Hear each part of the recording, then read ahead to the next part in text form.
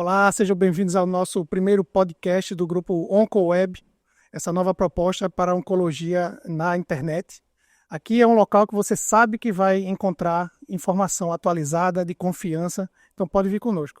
O podcast ele vai estar disponível nas várias plataformas, YouTube, Spotify, então vamos seguindo. É uma honra estar aqui. Eu sou Cristiana Tavares, oncologista. Estou aqui com meu colega Tiago Apolinário, também oncologista, e estamos aqui para uma conversa muito importante, né, sobre exames de imagem para o câncer de mama, que é um tema essencial hoje quando se pensa no diagnóstico precoce. Então, a gente está aqui com nossa convidada Mirela Ávila. Assim, eu podia apresentá-la, mas acho que ninguém melhor do que ela mesma para apresentar e contar um pouco da sua história. Pessoal, muito obrigada por estar aqui, com grande alegria, e me sinto muito honrada de estar fazendo parte desse primeiro podcast de uma sequência que vem por aí, né? Então, eu sou médica radiologista, trabalho com radiologia mamária há 22 anos, mas tenho uma formação completa em radiologia e tenho uma inspiração muito forte a partir do meu pai, que é radiologista. Lucilo Ávila é um médico conhecido de muitos aqui do estado, né?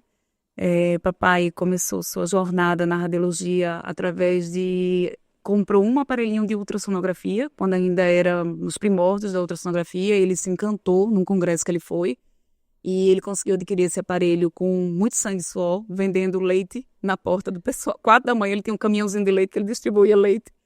E ele conseguiu ali alugar uma salinha na Avenida João de Barros, colocou esse primeiro aparelho de ultrassom, e isso foi vai fazer 50 anos, temos 46 anos de clínica. E desde então é uma empresa que só faz crescer, com base em muito amor, muito trabalho, muito respeito à vida. Temos aí uma empresa hoje familiar, nós somos 7 filhos, eu fui a única que segui a carreira médica de papai, sempre como um grande mestre, meu porto seguro. Fiz a radiologia, seguindo seus caminhos, e enveredei na área de mama desde a residência. Me apaixonei no meu primeiro ano de residência por imagem de mama. Então é isso que faço hoje. Sigo hoje como diretora médica na clínica. Nós somos uma instituição privada com 4 unidades e realizamos em torno de 35 mil exames mês. Nós temos como carro-chefe da empresa em torno de 30% a 35% gira em torno de imagem mamária. Mirela, queria te fazer uma pergunta diante disso que você trouxe para a gente aqui. O que seria, como você pode visualizar, Dr. Lucilo Ávila na época da IA? Então, sempre foi um apaixonado por tecnologia. Levava a gente desde pequeno para os congressos, a gente passeava em feira e ele ia sempre aquelas mesinhas que tinham assim, inovações, os menores estandes, mas que tinham aquelas inovações tecnológicas, e ele ficava alucinado e trazia e sempre testou e colocava aqui. Então, tem uma história interessante. Quando começou a mamografia 3D, que é a tomossíntese, né? A gente, num congresso desses, ele estava no lançamento, ele disse: eu vou comprar. Disse: não tem a menor condição. Financeiramente era muito absurdamente caro. E ele falou: mas vou, isso é o futuro, eu não tenho dúvida nenhuma, e a gente vai investir nisso. E a gente ficou todo mundo louco, né? Com essa... E aí, eu me lembro que nessa feira fechou, o primeiro aparelho veio para o Einstein, para o Círio e para a gente. Que ele dizia assim: não, mas a gente está aqui, a gente está no mesmo. E realmente foi uma grande evolução, a gente vê isso hoje em dia, né? Então, assim, sempre muito apaixonado por tecnologia. E isso hoje, no mundo da IA, é um prato cheio, né? A gente trabalha com tecnologia de inteligência artificial todos os dias, já na nossa rotina. Sim, e no Lucilo, vocês já implementaram a IA? Como é que temos a IA dentro do Lucilo Ávila? Trabalhamos com IA em vários dos nossos setores. Eu digo que IA, ela vem como uma experiência que você vai testando. E existem vários âmbitos dentro da nossa prática que ela pode ser útil e que ela pode não ser útil, porque tecnologia é caro. Então, a gente também tem que fazer uma relação de custo-benefício, isso tem que valer a pena. Então, nós já trabalhamos com IA tanto na área de diagnóstico, para auxiliar a gente a detectar a lesão, como na área de realização de exames, onde a gente pode, muitas vezes, otimizar a realização de um exame, ser bem mais rápida ou bem mais lenta, uma qualidade melhor. A gente pode economizar o uso de um contraste endovenoso usando inteligência artificial. A gente tem várias instâncias onde a gente pode realmente aplicar de forma racional o uso da IA. e onde vai conseguir nos ajudar. E aí, nesse contexto, pode ser boa para mim aqui, mas pode não ser boa para a clínica aqui do lado, porque vai depender de como é o seu fluxo, a sua rotina e quanto você vai alocar de recurso nesse investimento, né? Com certeza, eu acho que a IA, os estudos vão mostrando cada vez mais segurança, né? Nos dados e tentando otimizar e dando segurança para o paciente. Eu acho que esse é que é o Sem foco dúvida. principal. A gente tem um exemplo muito recente que foi a gente usou uma inteligência artificial para diagnóstico de câncer de mama. Ela era aplicada no aparelho de mamografia. Então, a paciente faz o exame, ao terminar, aquele software roda, né, da IA, e o exame, rapidamente ele consegue detectar o percentual de malignidade ou de chance de câncer que tem naquele exame. E quando ele conseguir detectar aquilo, no mesmo momento, isso era em segundos, ele joga aquele exame que tem alto percentual de malignidade para ser o primeiro da fila a laudar. Então, imagina que a gente só ia laudar talvez aquele exame daqui a alguns dias, 2, 3 dias. Na hora que a gente senta ali para laudar, existe aquela fila de laudos, né, no nosso sistema no RIS, que é o sistema de laudos do computador, e é o exame que tem um alto índice de percentual de malignidade, ele está lá em cima como liberação crítica ou achado urgente. Você vai dar uma atenção especial, aquela paciente vai ser colocada num fluxo de navegação muito mais rápido, por conta de ter se conseguido tirar ela da fila de laudos, vamos dizer assim, normais ou negativos, E né? isso, quando nós falamos, você está falando de um serviço privado, que são pessoas, o número de pacientes é bem menor, né? São pessoas que têm uma condição muito melhor, mais favorável. Mas imagine no serviço público de saúde, no Sistema Único de Saúde, a diferença que a IA poderia fazer num volume estratosférico de laudos. Sem dúvida. Imagino que no nosso serviço eu tenho médicos muito especialistas. E são médicos que eles têm a capacidade de detectar um diagnóstico que a IA traria tanto quanto, eu diria. Porque a IA hoje acerta tanto quanto o médico. Um médico de alta performance, um médico especializado. Então, imagine que você não tem isso no sistema público de saúde com volume de atendimento, que é uma grande diversidade das regiões, a gente não tem essa distribuição de médicos especialistas em todos os serviços. Então, além de você conseguir ter uma boa qualidade diagnóstica, porque você vai ter um sistema que tem a capacidade de detecção tão elevada assim, você vai ter ao mesmo tempo também aquela, vamos dizer assim, existe uma malha fina que vai tentar triar os casos mais urgentes, tirar eles daquela fila. Tem serviços que a gente sabe que demora até 1 mês, até 2 meses para sair um resultado de uma mamografia, mas que ele consiga separar lá, aqui não tem achados urgentes, esses são urgentes. Então, pega os casos urgentes e vamos liberar eles ali diariamente, porque aqueles são os que a gente tem que dar um fluxo mais ágil, né? Para o sistema público, sem dúvida, é uma grande tecnologia, uma grande ferramenta. Eu acho que até o próprio momento que o radiologista chega para dar o laudo, né? Porque, assim, imagine depois de um plantão de 12 horas, a última mamografia que você vai ver vai ser aquela que tem um achados, você já coloca ela no começo e já triado a atenção, acho que fica bem melhor também. A IA, ela consegue acertar praticamente sem... A IA, acho que já tem maior comprovação, porque existem vários, mas os softwares de maior comprovação científica já, eles conseguem acertar em 100% o exame normal. Ou seja, quando ele diz que não tem câncer, não tem câncer. Os achados que ele diz suspeito, a gente tem que parar e olhar. Tem achados que não são. Às vezes é uma distorção de uma cirurgia, que ele viu como se fosse uma lesão feia ali, né, suspeita, mas na verdade não é. Mas ele acerta quando ele diz que não é câncer. E isso tira um grande fluxo de trabalho daquela fila imensa de laudo, né? E quando a gente traz isso para o paciente, isso reduz estresse, reduz punções desnecessárias, né? Reduz os médicos, como você falou, que são... porque os ultrassonografistas, existem os ultrassonografistas que são específicos em mama, mas nem sempre em todas as regiões vai se ter um ultrassonografista específico em mama. Então, na maioria dos casos, você tem ultrassonografista geral, né, Mirela, que faz abdômen, que faz mama. Então, óbvio que uma pessoa que só faz aquilo o tempo todo, o olhar dela vai ser um pouco mais acurado, vai ter uma diferenciação. Então, a quantidade, a minimização de erros e aquela questão da equidade. Colocar o paciente que realmente necessita no início da fila. Sem dúvida.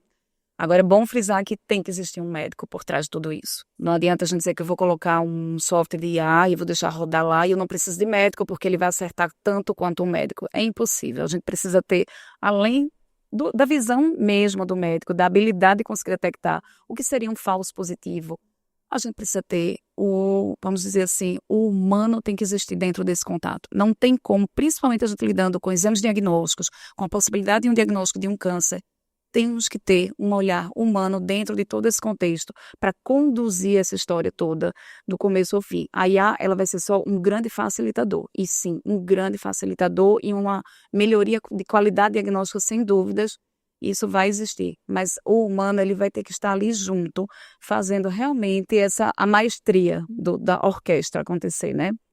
Eu acho que a gente entende que o radiologista é um grande parceiro, no final das contas, né, do diagnóstico do câncer em geral, e principalmente do câncer de mama. Você não tem um bom radiologista, você não consegue dar o diagnóstico da maneira precisa. Aqui a gente acaba focando muito nessa parte de exame de rastreio, né? A IA acaba ajudando muito nessa questão de rastreamento.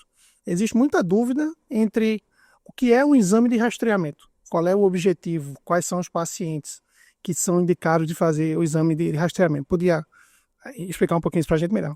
Então, quando realizamos exames diagnósticos, a gente tem 2 objetivos. Ou a gente está fazendo o exame porque já existe um sintoma, existe um achado, palpou-se um nódulo, ou está sentindo dor, mas existe um achado clínico. Esse é um exame diagnóstico. Quando a gente fala exame de rastreio, a gente está buscando um achado que ele ainda não está visível, mas que vale a pena achar aquele momento, que seria um diagnóstico inicial de uma doença, e que a gente vai conseguir possibilitar um tratamento muito mais eficiente e muito menos agressivo. Então, não só para a mama, como para vários órgãos, dependendo dos fatores de risco, da idade, de várias conjunturas, até de raça, né? A gente tem os exames de rastreio. Então, para algumas pessoas é necessário fazer rastreio com colonoscopia, é necessário a partir de X, de uma certa idade. Para outras pessoas, como fumantes, existe um rastreio para câncer de pulmão. Você não vai esperar o sintoma aparecer, você vai buscar ativamente aquele câncer que está ali, ainda invisível, vamos dizer, clinicamente, mas na imagem ele já está visível. Então, quando a gente fala de exame de rastreio em mama, e o principal deles é a mamografia, a gente está falando disso. Vamos buscar uma doença que ainda não é perceptível, que ainda não tem nenhum sintoma. E por que a gente vai buscar essa doença? Exatamente porque aqui a gente sabe que, no momento que a gente detecta essa doença na forma mais inicial, a gente tem a possibilidade de chegar a chances de cura elevadíssimas. Mirela, em relação, acho que por esses dias eu vi muitas entrevistas suas e de outros radiologistas também sobre a questão da consulta pública da ANS.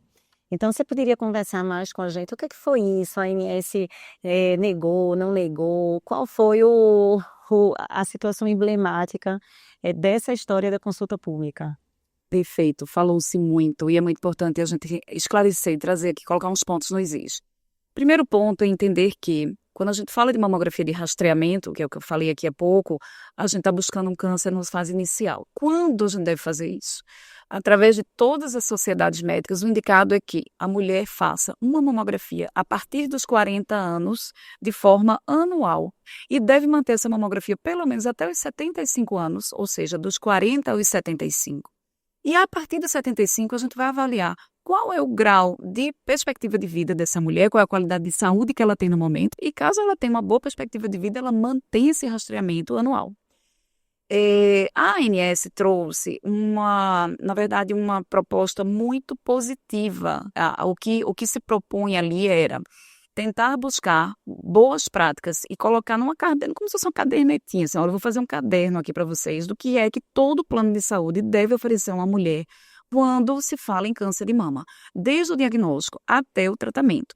E isso é para que existisse mesmo a padronização de cuidado em relação a essa mulher com câncer de mama e que se assegurasse que ela tem direito àquilo quando ela tem um plano de saúde. O que, obviamente, não estava acontecendo de uma forma uniforme. A gente sabe que não é uniforme, existem vários e vários problemas em relação a isso. Mas, em relação ao diagnóstico, ela buscou como a idade de rastreamento de câncer de mama, ou seja, a realização de mamografia, ela se manteve embasado na recomendação do INCA, que é a recomendação que o Ministério da Saúde usa, que as mulheres devem fazer dos 50 aos 69 anos. E que hoje, na medicina privada, não se segue essa recomendação, realmente segue o que todas as sociedades médicas pedem e que realmente é o adequado, que é 40 aos 75.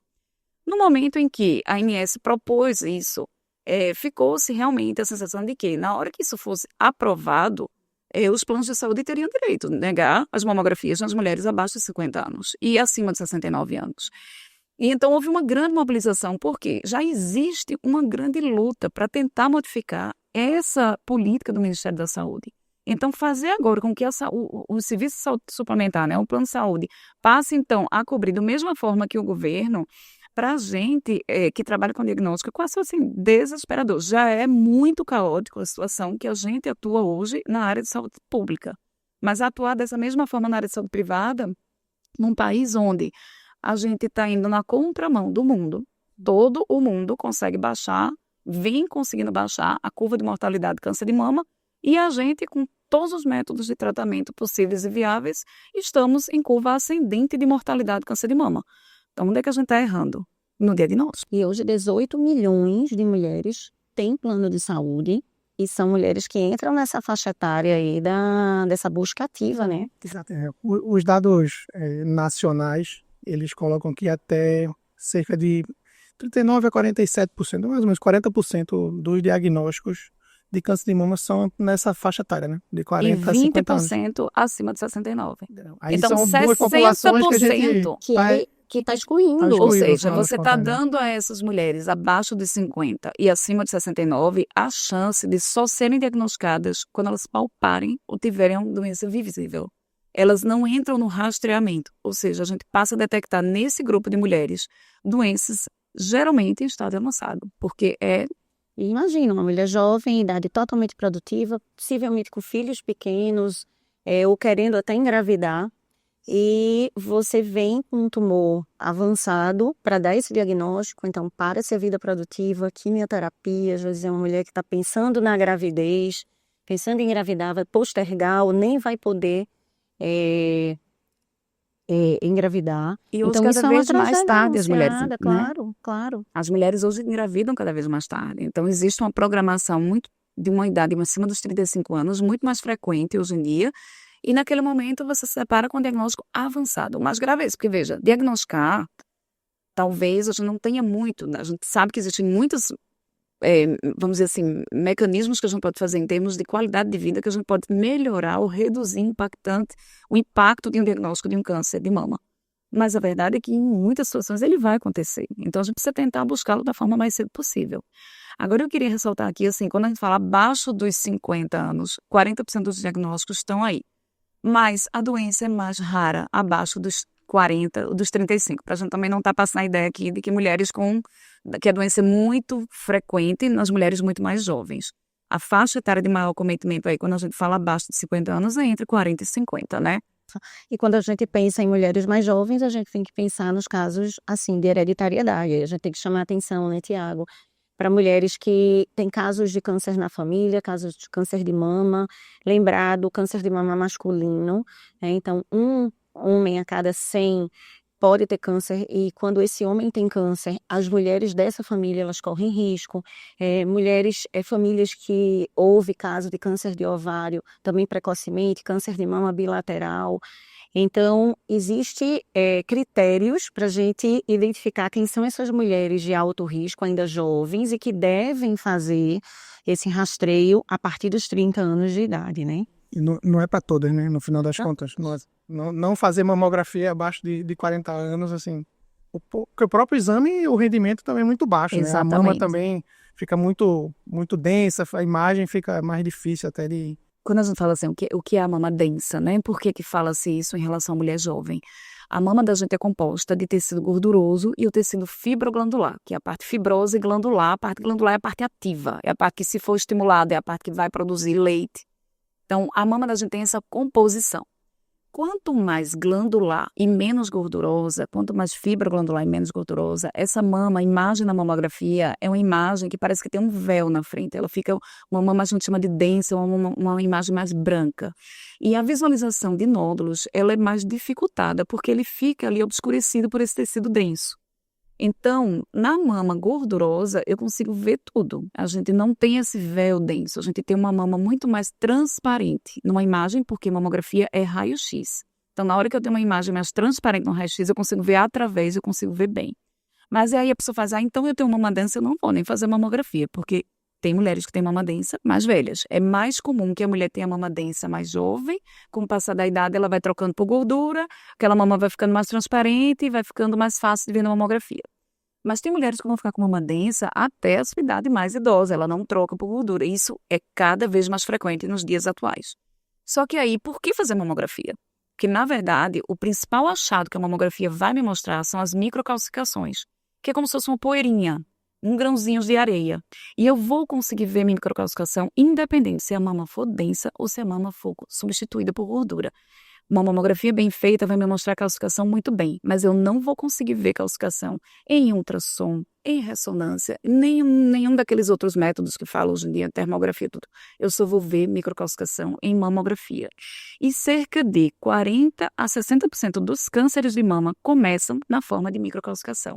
E nessa forma é quando ele é a lesão in situ, que vocês bem sabem, a lesão na sua fase mais inicial. Então, se eu deixo de fazer mamografia, eu deixo de poder detectar essa lesão. E por que não fazer em mulher mais jovem? Mas você está dizendo isso porque na mulher mais jovem, o carcinoma in situ, nessa forma de calcificação, ele é muito mais raro. Ele não é o tipo de apresentação normal da mulher abaixo dos 35 anos, abaixo dos 40, é muito mais raro. Geralmente, nessa mulher, o câncer se apresenta na forma de nódulo, é um outro tipo de imagem. Então, mamografia é, sim, o principal exame, independente de ter a mama densa ou não, e tem aí seus critérios de risco de acordo com o histórico familiar, história genética, histórias de outros fatores de risco, para a gente considerar fazer antes. Acho, né, Tiago, que é muito importante isso que Mirella está falando, porque eu acredito que muitas pessoas perguntam, e quando eu vou fazer ultrassom, e quando eu vou fazer mamografia? Então, é uma dúvida muito frequente essa, Mirella. Então, Geralmente filha, né, de pacientes até mais idosas mesmo, 60, 70 anos, então, aí elas ficam com medo de também ter algum diagnóstico e às vezes já chegam até com exame, né, Cris? Não tem nem 30 anos e chegou com a mamografia e disse, isso aqui não ajuda muito. Um exame de mamografia na paciente dessa que tem uma mão muito densa e muito jovem, aumenta a chance do que a gente diz que é o falso positivo, né? O resultado é mais fácil ser uma alteração benigna do que propriamente ser um câncer. Mas lógico, dependendo da indicação, você tem que fazer o exame. Mas essa é uma das causas da gente não ficar fazendo mamografia em paciente tão jovem, né? Sem dúvida. A gente tem que alocar exames no momento certo, na hora certa. A gente fazer exame demais, a gente acaba dando diagnósticos muitas vezes desnecessários e que a gente vai trazer muito mais ansiedade do que benefício, né? Então, os exames têm que ser bem indicados e bem solicitados. Em mama, nós temos 3 tipos de exame, basicamente, né? Os mais importantes e consolidados. A mamografia, como a gente já falou bastante aqui, o ultrassom e a ressonância magnética. O ultrassom é um exame que não tem radiação, é um exame muito fácil, muito amplo, existe uma disponibilidade, né, maior nos serviços.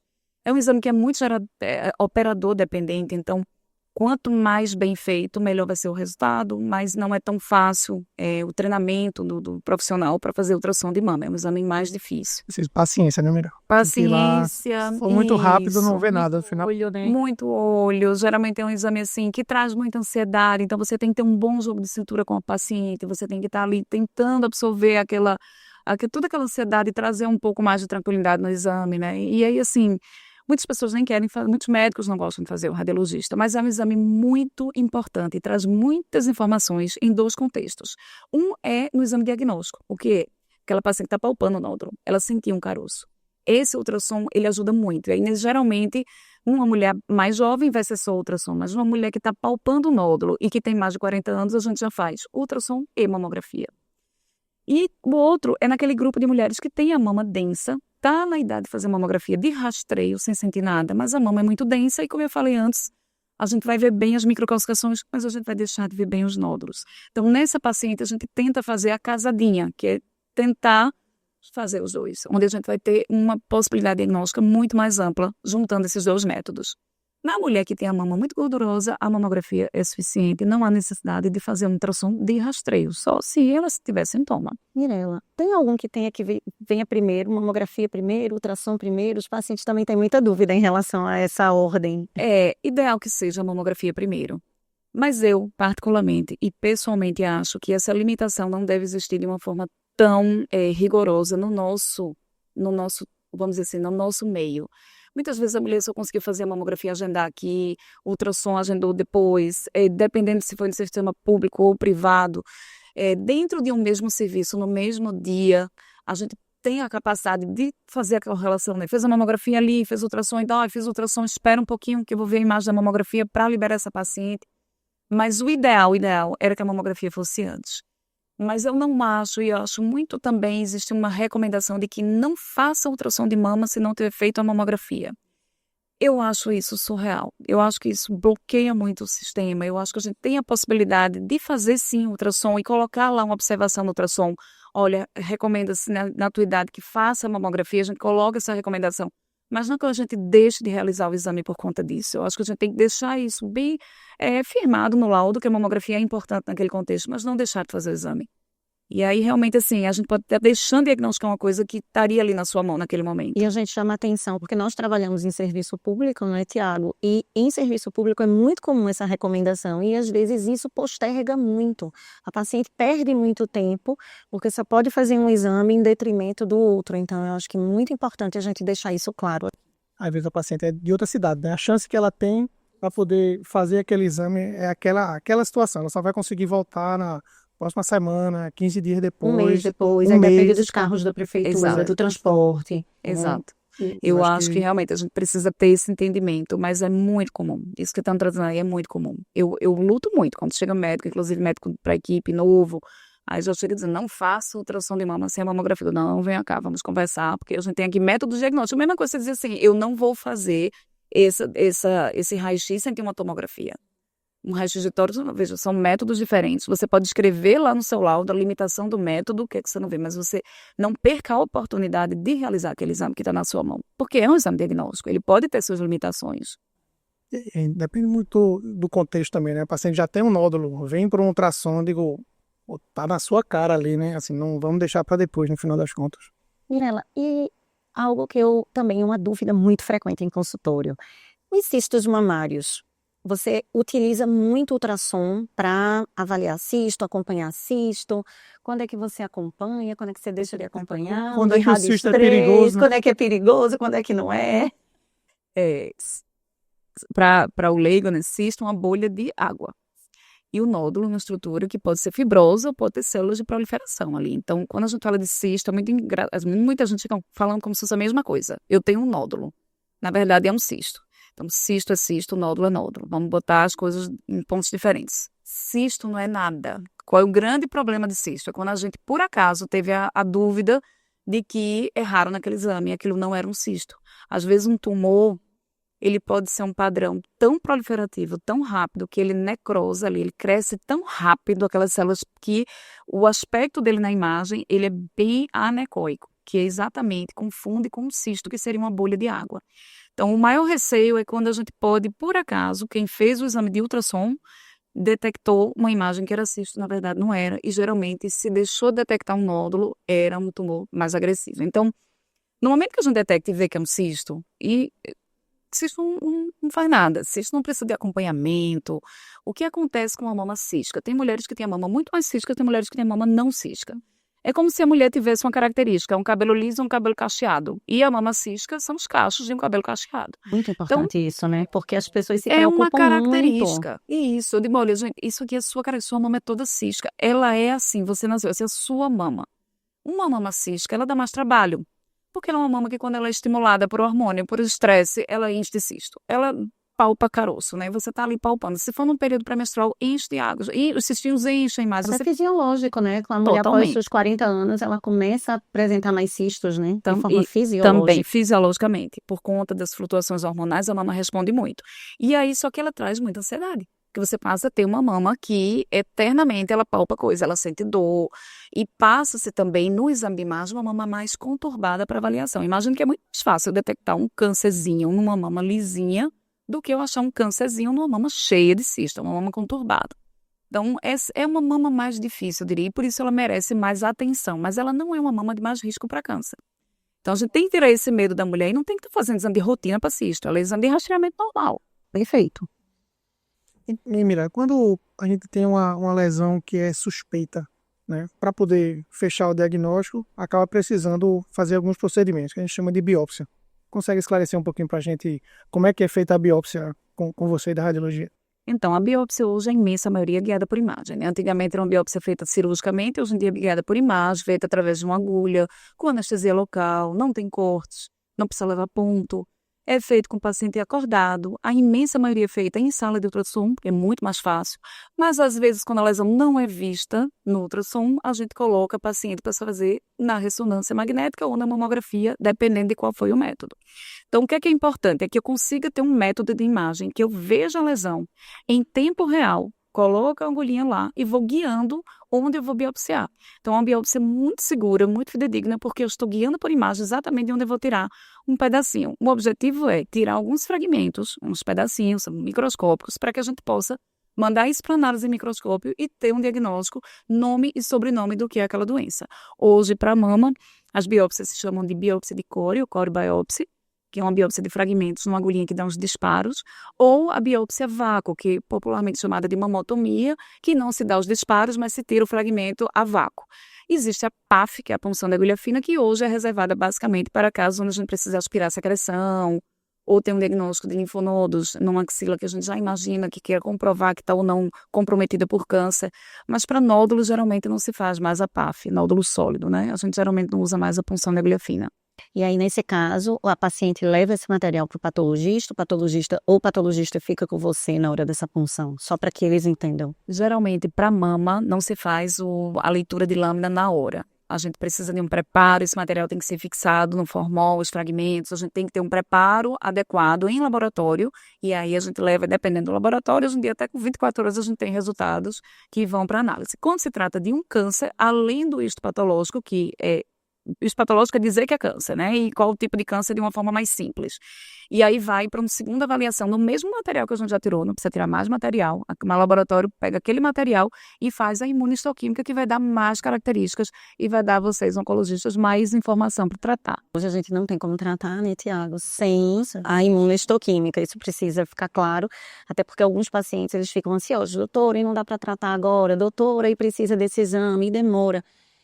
Dependendo, né, do laboratório, do contexto do paciente, pode demorar um pouco, mas a gente realmente, para tratar hoje o câncer de mama, precisa da imunistoquímica. Ou seja, a gente precisa tirar bastante material, que é outra coisa importantíssima. Quem faz biópsia, ter a percepção de saber que aquele material vai ser usado tanto para diagnóstico histológico como para imunistoquímica. Aquele bloco, né, que eles fazem, a parafina, eles vão usar várias vezes. Então, é muito importante para o paciente não ter que seguir para uma segunda biópsia.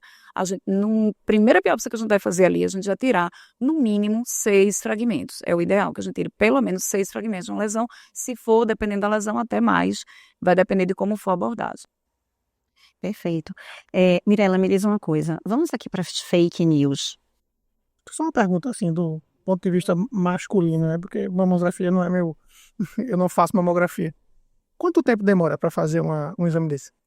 Mamografia hoje é muito rápido. A gente, normalmente, são 4 incidências onde a gente comprime cada mama 2 vezes. Em cada compressão dessa, dura em torno de 4 a 5 segundos, dependendo do aparelho. Então, a compressão, 4 segundos, soltou. Posiciona de novo. No total, a gente reserva, vamos dizer, para a vaga de agendamento, 5 minutos para uma mamografia, que é o tempo de entrar, conversar com o paciente, posicionar.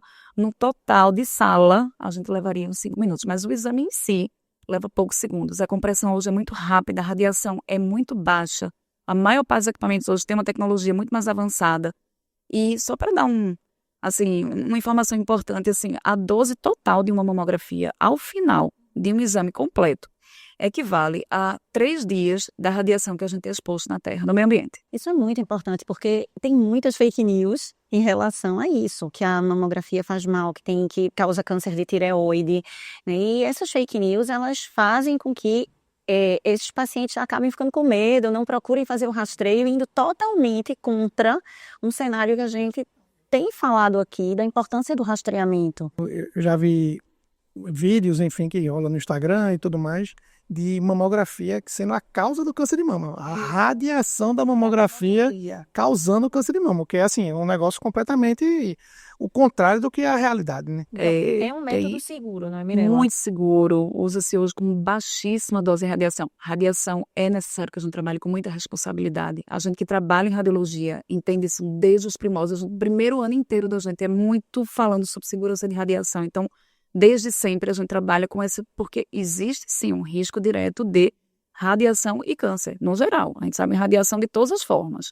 Então, por isso, hoje, os métodos diagnósticos tentam usar o menor valor de radiação possível. A gente trabalha com índices muito seguros de radiação. E a mamografia é um dos exames mais seguros de radiação. Mas, juntando com a compressão mamária, o medo do diagnóstico, é muito mais fácil você aceitar tudo isso como verdade e dizer assim, a mamografia dá câncer, não vou fazer, do que você se expor a esse medo, porque é um exame que traz muita ansiedade para as mulheres. Não é fácil você saber que você vai lá, sua mama vai ser apertada, você pode ser que você tenha um câncer que não está nem visível e você vai começar uma jornada totalmente diferente a partir daquele dia. Então, é um exame que traz muitos anseios, traz para a gente que entende tudo, traz para quem não entende. Então, você vai ali com tua fake news assim, faz não, o exame vai te dar câncer, dizer, poxa, eu tenho um motivo, eu não vou fazer mamografia porque eu nem preciso de outra coisa, minha família nem tem história de câncer de mama, eu nem sinto nada, o exame vai doer, ainda dá câncer, porque a radiação dá câncer, vou nada. Então, assim, infelizmente, é fácil de absorver essa fake news, mas a gente precisa combater e entender o benefício, e a realidade é completamente diferente disso, né? A realidade do diagnóstico. As pacientes se queixam muito? Muito variável. Na sua prática? Na minha prática é muito variável. A gente conseguir receber e acolher, assim, ter um bom acolhimento por essa mulher faz muita diferença. No momento dela realizar o exame, você trabalhar esse contexto. Mulheres que menstruam, tentar fazer o exame num período pré-menstrual é muito pior, porque quando a mama está é demasiada e dolorosa, então tenta fazer o exame assim que termina o período menstrual. Muitas vezes você não consegue agendar no momento que seria o ideal. Mas a compressão realmente ela pode ser mais incômoda, mulheres que têm a mama mais densa, mulheres com mamas císticas, mas é um incômodo muito rápido, muito passageiro hoje em dia. Na verdade é isso, assim, a compressão ela é muito rápida. Então, assim, os benefícios superam em muito o que, mas dizer que não vai doer, vai depender. Tem mulheres que vão dizer, eu não sinto nada.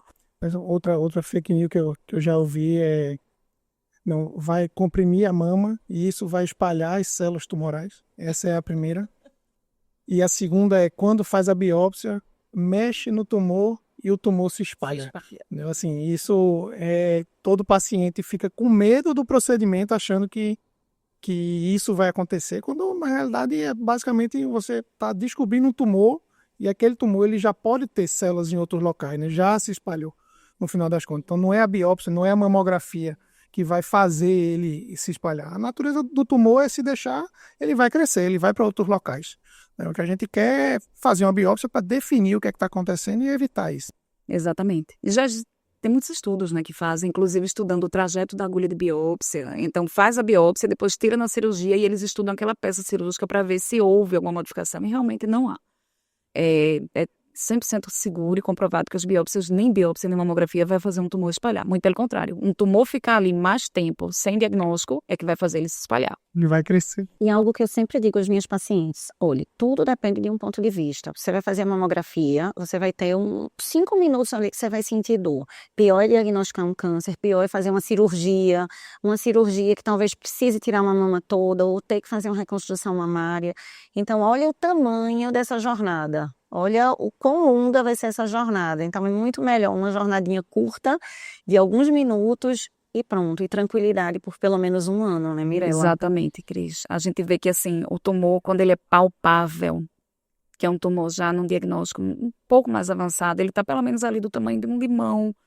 Se ele for mais posterior, é mais difícil ainda de palpar, então ele já chega a crescer mais para ser palpável, né, se ele for mais perto do músculo, da mama.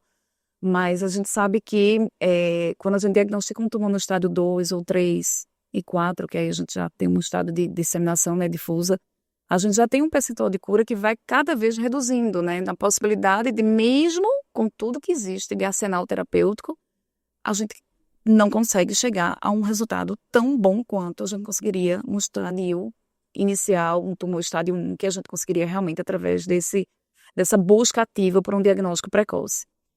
E aí, nada supera isso, assim, nada supera, nem ter o medo da dor, nem ouvir essas fake news e se sentir confortado por isso, e a gente deixar de buscar, tentar detectar nesse estágio.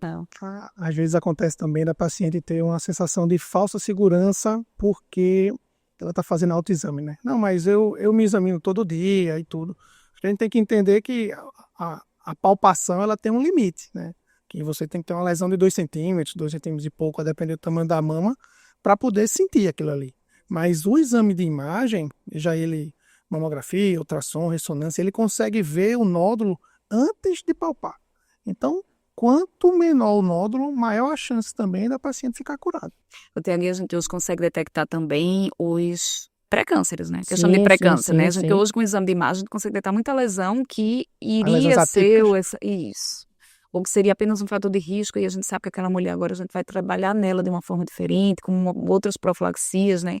Então hoje a gente trabalha muito com essa medicina preventiva, mas que acaba sendo muito possível. A gente detecta dentro de uma medicina, vamos dizer assim, eu tenho um privilégio de trabalhar com uma área de medicina, uma medicina muito de alta, né, tecnologia e com um nível de pacientes que conseguem fazer esse tipo de atendimento. A gente dá diagnósticos, a maioria dos diagnósticos que a gente dá hoje é diagnóstico ou precoce ou pré-câncer, não é nem câncer. Então, infelizmente, não é a realidade da imensa maioria da população, que a gente poderia realmente trabalhar nisso. Mas se a imensa maioria da população tivesse a consciência de fazer a sua mamografia normal, você fazer mamografia 3D, mamografia normal, de rastreamento a partir dos 40 anos, uma vez ao ano, esse cenário ia mudar completamente. Com certeza. Interessante, assim, a incidência do tumor de mama, é importante a população saber que é um tumor muito incidente. É um dos mais comuns. Ele fica brigando na Organização Mundial da Saúde, assim, o primeiro mais incidente, mais comum, brigando com câncer de pulmão, né? Você colocar em números, é 12 a 16% das mulheres vão ter algum diagnóstico de algum tipo de lesão dessa. Então, assim, a paciente, ela não tem culpa disso, entendeu? Ela tem que tentar detectar isso da maneira mais precoce possível, né? A mamografia, ela não causa o câncer. Ela detecta isso da maneira muito precoce para aumentar muito a chance de cura e reduzir até a quantidade de tratamento, né, Cris? Claro.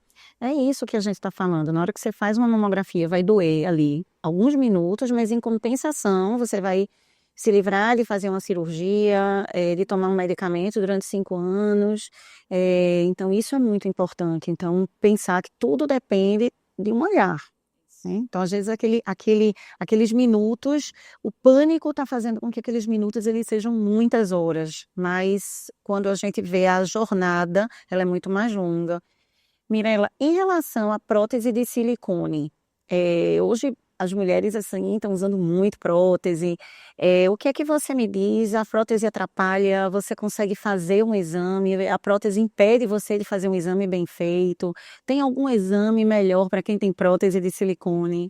Então, a mamografia é o exame para mulher com prótese e sem prótese. A mulher com prótese, a gente hoje tem muita segurança de realizar o exame. E o exame é eficaz.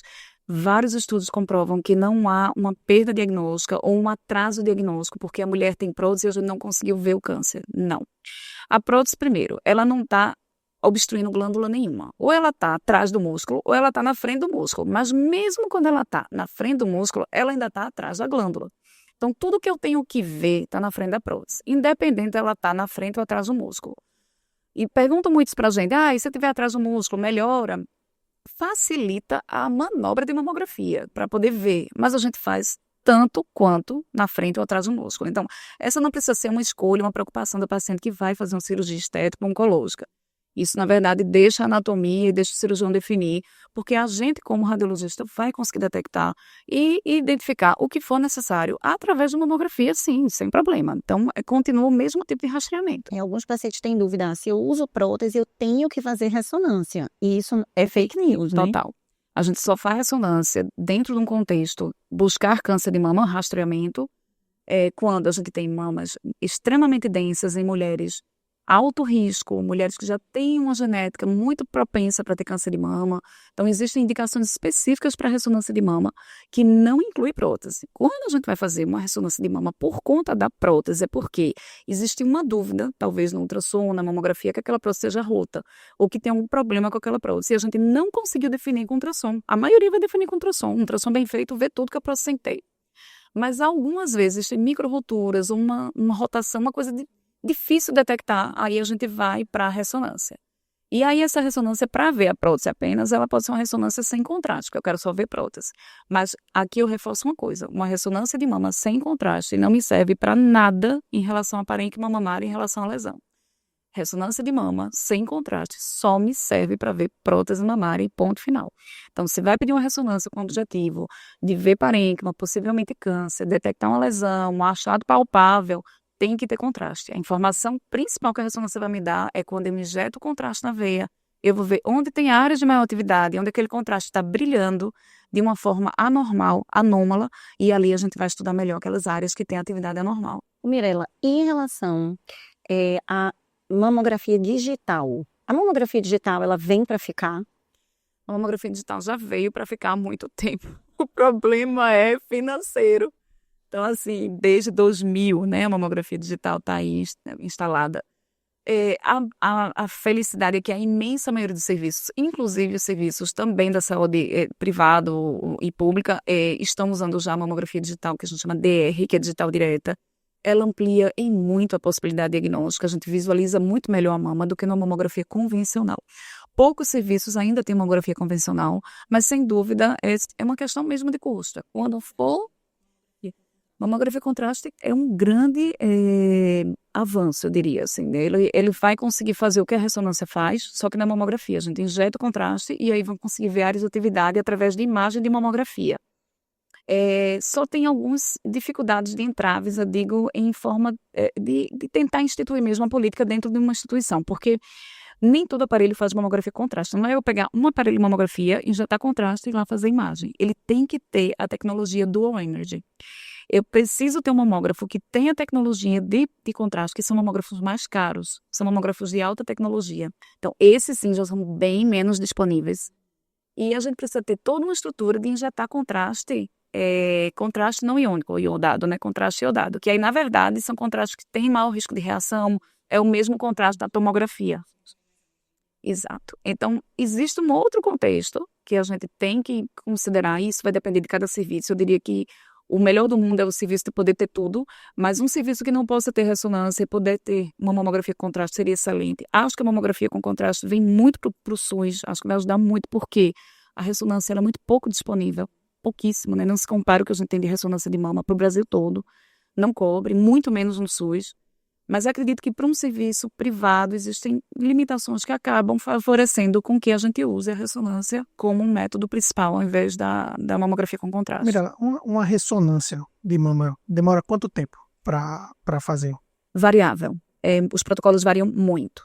O ideal é que fosse o exame mais rápido possível, porque é um exame desconfortável em termos de que a mulher entra de bruços, barriga para baixo. As mamas não são comprimidas, como numa mamografia, mas a gente fica ali de bruços dentro de um tubo. O tubo da ressonância é um cano longo, relativamente apertado, onde a mulher vai ficar totalmente dentro do tubo. E existe todo aquele, né, o barulho da ressonância, existem vários incômodos, então o ideal é que seja o mais rápido possível. Num protocolo muito, muito ágil, consegue-se fazer esse exame entre 13 a 15 minutos. E num protocolo que varia bastante, vai até 45 minutos. Mais 45 minutos eu acho raro que exista por aí. Lá no nosso serviço a gente consegue, dependendo da máquina, a nossa máquina, as máquinas que têm inteligência artificial a gente consegue fazer com 13 minutos. As outras máquinas a gente consegue fazer com 22 minutos. Mas é muito variável. Talvez esse seja um benefício da mamografia com contraste em relação à ressonância, essa posição, a paciente ficar dessa... Paciente idoso, paciente que tem marca-passo, que hoje a gente tem os marca-passos que são reprogramáveis, né? Tem marca-passo hoje que a gente consegue fazer ressonância, mas tem todo um transtorno que tem que ir lá o técnico, reprogramar o marca-passo, desligar, entra na sala, reprograma, mas ajuda muito, principalmente nesse contexto onde existem as limitações da ressonância. Vou fazer aqui uma pergunta, Mirela, em relação... Essa parte que eu não entendo muito, porque eu não sou homem, então... Então, me diz uma coisa. Em relação ao câncer de mama masculino, vocês fazem ultrassom? Faz mamografia no homem? De rastreio? Não.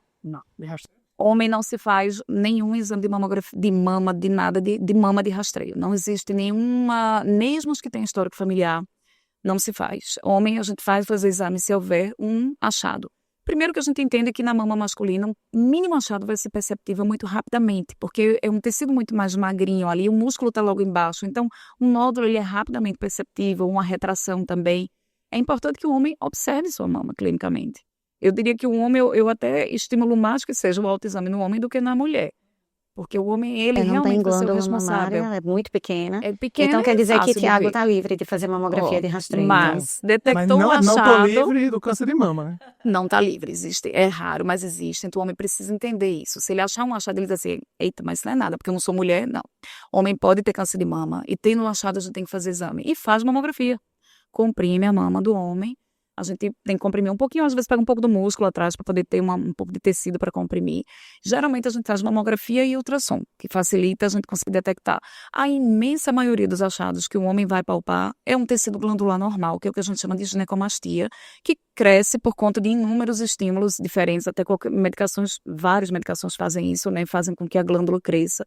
Mas é importante buscar um atendimento médico para realizar o exame. Se há alguma alteração, é fundamental buscar o atendimento médico. E acho que a gente não poderia terminar esse podcast sem falar nesse assunto. E a população trans? Sim, com certeza. Cada vez mais a gente debate muito isso nos nossos fóruns e tentando buscar. Existem hoje já vários protocolos, mas o que é importante a gente entender na população trans? É entender qual é o tempo. Idade é um fator, e qual o tempo de estímulo hormonal que aquela pessoa está. Então, se você tem um homem trans, o homem trans, ele tem a mama geneticamente feminina. Se ele ainda tem a mama, o homem trans manteve a mama, não fez, porque às vezes o homem trans faz a cirurgia da DNA, a cirurgia redutora, né? Mas se ele não fez a cirurgia, ele precisa fazer rastreamento igual a mulher, a partir dos 40 anos, mamografia anual, ou até retirar a mama.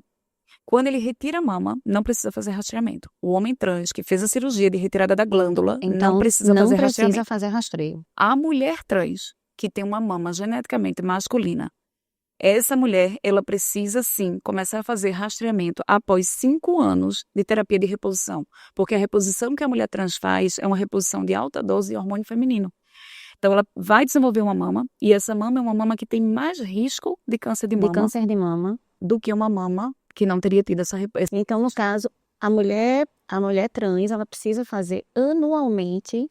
Então, dependendo da idade, imagine que se for uma mulher trans que começou a usar hormônio a partir dos 20. Tá, então 25 anos. 25, antes dos 25 não, mas 25 você não vai fazer uma mamografia, geralmente faz ultrassom. E aí, a partir dos 30 ou 35, vai depender de cada fator de risco, e tem que ver os fatores de risco, ela começa a fazer mamografia. Então, isso é muito importante, essa idade. Muito. Agora, uma mulher trans que tem pouco tempo de reposição, ainda não. Porque ela tem uma mama geneticamente masculina que ainda está com pouco tempo de reposição estrogênica. Tempo são 5 anos. 5 anos de reposição, você já tem que buscar. Então, 5 anos de reposição, buscar fazer exame. Se essa mulher tiver menos de 30 anos, pode fazer ultrassom. Acima dos 30 anos, pode fazer mamografia. É isso, Mirella.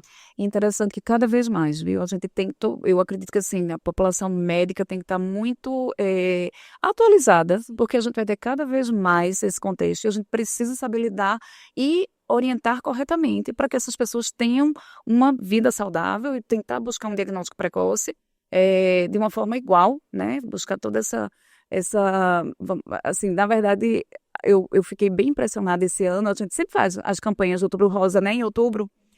E aí sempre tem as mamografias de cortesia e faz algumas ações em praça, né?